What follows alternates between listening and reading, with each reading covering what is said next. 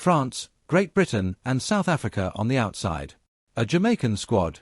Well, they can be very strong, but no Illa Thompson for them, who was second in the 100 yesterday. That's the lead-off runner Riquet Stinkup for them.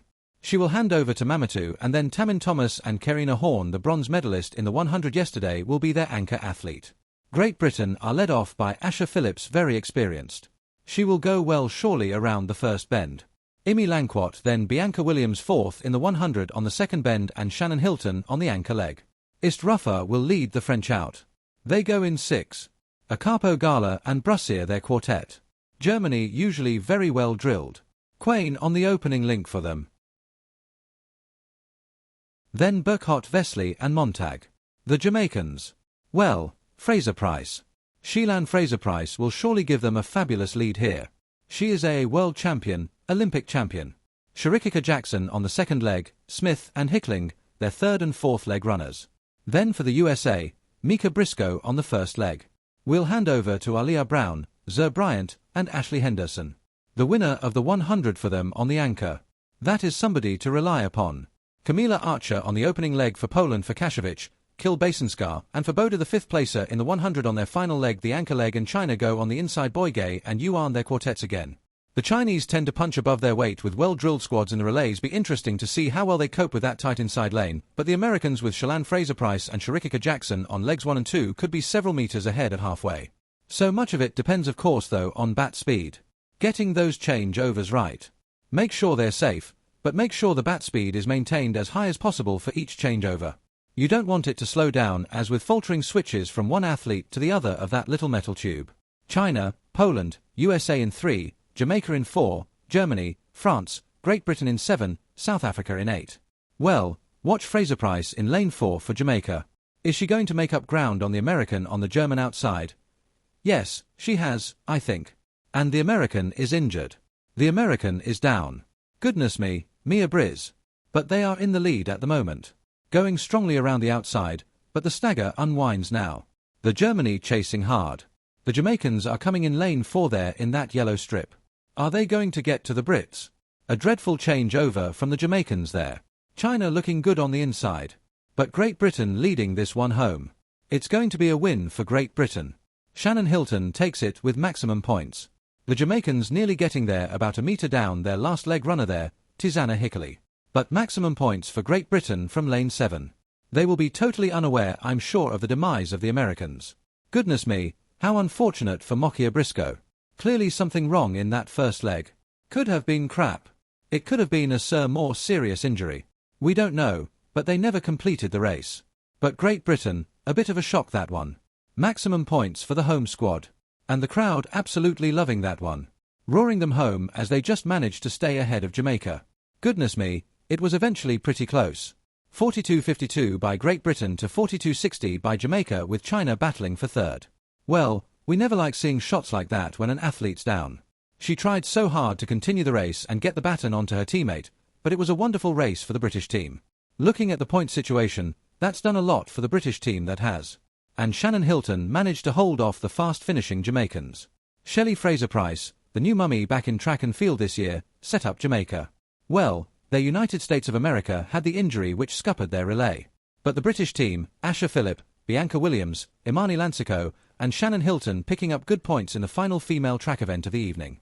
It is indeed, as you say, Catherine, quite rightly, yes, the last track action, and are somewhat fittingly, they give us a little bit of Britishness for a moment, the British quartet winning in front of the home crowd, sending them home happy in the field. But here is that changeover. The Jamaicans getting all so wrong there, receiving it slowly, then changing hands. Isn't that one of the golden rules, Tony? You don't change hands in a relay, laughter, with that bat. You receive it in one hand, you keep it in that hand. You're quite right, Tim. You're quite right, Tim. You're learning a lot about relays. I'm going to know, I don't. But there are a few fundamentals, I think. No, you're right. It's not ideal. It's not ideal, but you want the hand, you want it in your hand where it's comfortable. Catherine, you know this stuff. Because they're going to rival for second place here, because look at Poland, 7th in 43.82. Jamaica fabulous there on that. Australia started quickly. Let's look for the first handover. All pretty good. Looks safe. A very good handover for Great Britain, moving past Jamaica. So now We got Bianca Williams taking over from Nancy Coe. Bianca Williams has got the baton and China giving chase here, but it's Great Britain performing superbly well. Jamaica trying to come back into it. Daryl Neater's going to have Shelly-Ann Fraser-Price chasing her. China not too far away. But can Britain hold on? Look at Shelly-Ann Fraser-Price like a steam train, express train, gets it on the line. 42.29. Well, the time will be irrelevant for the Jamaican select. She looks as though she's just been for a stroll in the park. But, my goodness me, that was incredible from Shelly-Ann Fraser-Price. A good performance from Great Britain, to be fair, 42.30. Colin, I mean, we've seen things in the relays, you know, Bolt and all the rest of it, but what a final leg that was there. A bit of a smile from her, because spinners like her don't, you know, chasing down like that isn't, you know, you don't get a chance to do that too often, do you? No, you know, she would have loved the fact that she actually did enough to nip it, but I think she'd be a little bit furious with her other teammates, really, because their changes were disastrous down there, and that's what put her in that position where she ended up having to chase the performance. Watch this one there, then right in the middle, looking at her to Elaine Thompson, all over the place. And Elaine gets to the bat and gets herself very... Well, Usain Bolt always did it. It's, as Tony said, it goes into the comfortable hand on the last leg. You take a risk, of course, because you might drop it. But hey, listen. I tell you what, if you're Usain Bolton, you're running 8 point for rolling 100m, you can change hand to the thing. I mean, you got time, laughter, to do cup of tea. The Americans suffering an injury in that women's 4x100m relay. But as Tim said, the trophy is going to the United States of America. But good points for Britain there. They're going to rival for second place here because look at Poland. 7th in 43.82, music. And Jamaica fabulous there on that. Australia started quickly. Let's look for the first handover. All pretty good. Looks safe. A very good handover for Great Britain moving past Jamaica. So now we got Bianca Williams taking over from Lansico. Bianca Williams has got the baton and China giving chase here, but it's Great Britain performing superbly well. Jamaica trying to come back into it. Daryl N.E. is going to have Shelly-Ann Fraser-Price chasing a China not too far away. Bark handwritten hold on. Look at Shell Fraser-Price like a steam train express train gets it on the line. Well, the time will be irrelevant for the Jamaican select. She looks as though she's just been re-stroll in the park. But my goodness me, 7 that was incredible from Shelley Fraser-Price. A good performance from Great Britain to be fair. 4:23:07:157 minutes, 15 seconds colon. I mean, we've seen things in the relays, you know, Bolt and all the rest of it, but what a final leg that was there. A bit of a smile from her because spinners like her don't, you know, chasing down like that isn't you don't get a chance to do that too often, do you? No, you know, she would have loved the fact that she actually did enough to nip it, but I think she'd be a little bit furious with her other teammates really cause their changes were disastrous down there, and that's what put her in that position where she ended up having to chase the performance. Watch this one there. Then right in the middle looking to Illa Thompson all over the place. Nain gets to the bat and gets herself very stable then and starts then to charge down Manny again. Look how messy this change ends up being. Hands all over the place. They just get the bat in the hand. And of course they put themselves under a lot of pressure. But Hilo was watching this change very carefully to the British quartet there because that was right on the edge. And so edge is good enough. She gets the baton of course and waiting for Shelly-Ann to come steaming down because you know what her capabilities are, and Nita will be hopefully glancing at the screen and thinking no, I'm going to hang on, I got to hang on, but look, Shan just out leaning it. Brilliant performance, excited for the crowd. Steve, I think technically it's impossible to have one athlete on a certain level of slow motion and another one on another course. It doesn't look like Shelly-Ann Fraser that it's going at the same speed, just eating up the ground. And you're next. Cheering, Alisan Asher American Junior.